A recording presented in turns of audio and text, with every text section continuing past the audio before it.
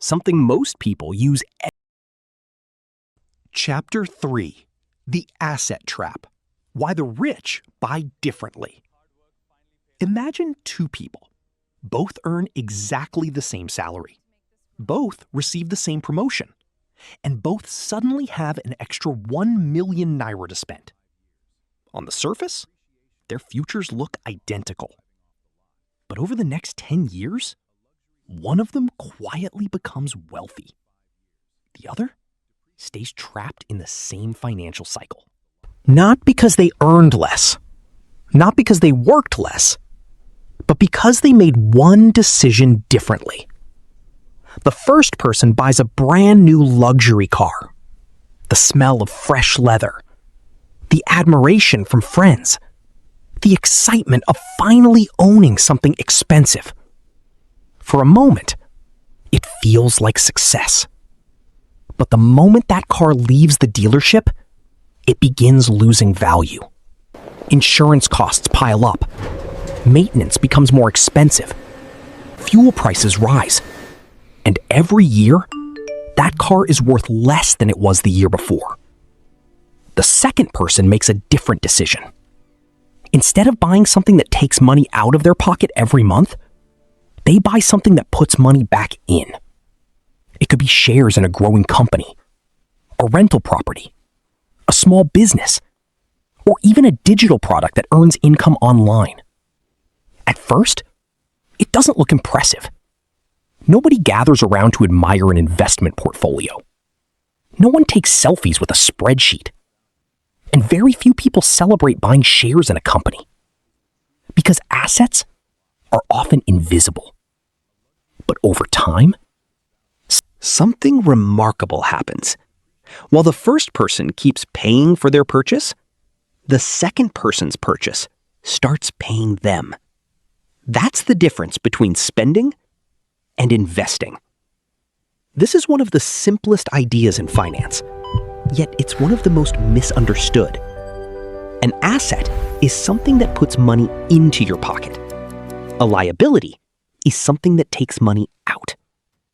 The confusion begins because many things that look like assets are actually expensive liabilities.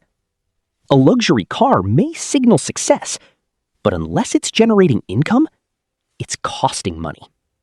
A larger house may feel like wealth, but if it comes with higher mortgage payments, taxes, repairs, and maintenance, it can become a financial burden instead of financial freedom. The wealthy understand this. They don't ask, "Can I afford this?" They ask, "Will this make me money?" That single question changes everything. It changes what they buy. It changes what they avoid. And over decades, it changes their entire financial future. This doesn't mean the rich never buy luxury. They do. They simply wait. First, they build assets. Then the assets pay for the lifestyle. The mistake many people make is reversing the order. They buy the lifestyle first and hope their future income catches up. Sometimes it does. Often, it doesn't.